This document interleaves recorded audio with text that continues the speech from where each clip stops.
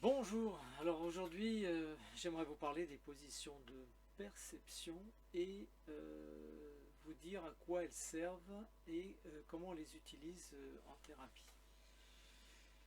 Ces positions de perception, il y en a plus que trois, mais on va en parler que de trois. Les trois qui sont les suivantes, la position du moi, du je, la position 2 qui va être la position du tu, et la position, troisième position qui va être la position du il. Alors, je c'est moi associé, la position du tu ça va être moi à la place de mon interlocuteur, je vais me dissocier, je vais être à la place de mon interlocuteur, et le il, la place, donc la troisième position, ça va être l'observateur.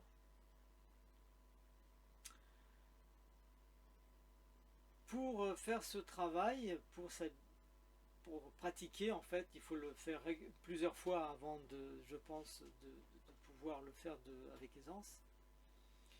On va faire installer trois chaises, par exemple, trois chaises, ou alors trois feuilles à 4 par terre, sur lesquelles on va marquer position 1, position 2, position 3, etc.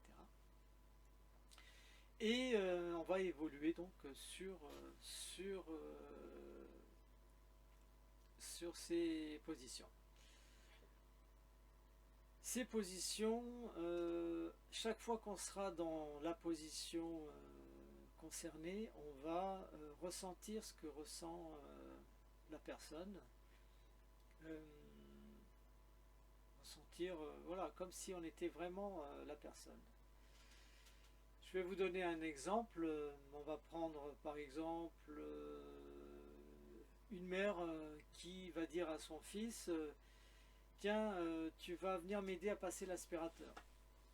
Et l'enfant, le jeune adulte va dire non, j'ai pas envie. Et la mère, elle va être décontenancée, dit attends, avec tout ce que je fais pour lui, il n'est pas fichu de me donner un coup de main. Là, elle va se mettre, elle connaît donc les positions de perception, elle va se mettre à dans la position de son fils. Voilà. Et ressentir tout ce que pour ressentir son fils, etc. Et là, elle va s'entendre dire oui, je suis plus un bébé. Voilà, si je dois passer l'aspirateur, je veux le passer tout seul, j'ai pas besoin qu'on m'explique, etc. Et si elle se met en position d'observateur, elle va voir effectivement la maman qui doit comprendre que son fils maintenant, eh ben, il faut lui donner des responsabilités, qu'il est prêt à l'aider, mais qu'il faut qu'il le fasse lui-même. Et quand il observe le jeune adulte, quand elle, de la position où elle est, de la position d'observatrice, quand elle observe le jeune adulte, le jeune adolescent, elle comprend qu'il est temps de lui laisser prendre des décisions, enfin de lui donner plus d'autonomie.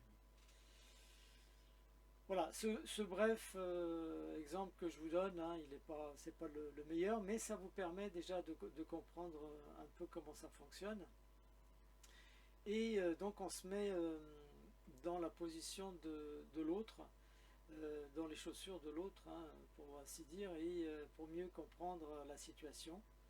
Et, euh, et ça peut résoudre beaucoup de conflits, hein, lorsqu'on utilise cette technique, quand on se met en couple, ou alors face à, que ce soit au travail, que ce soit à la maison, quand on a un interlocuteur où les messages, on a du mal à les faire passer ou à comprendre l'autre, en faisant de cette façon, on arrive à mieux gérer les situations conflictuelles. Voilà, je vous remercie. À bientôt.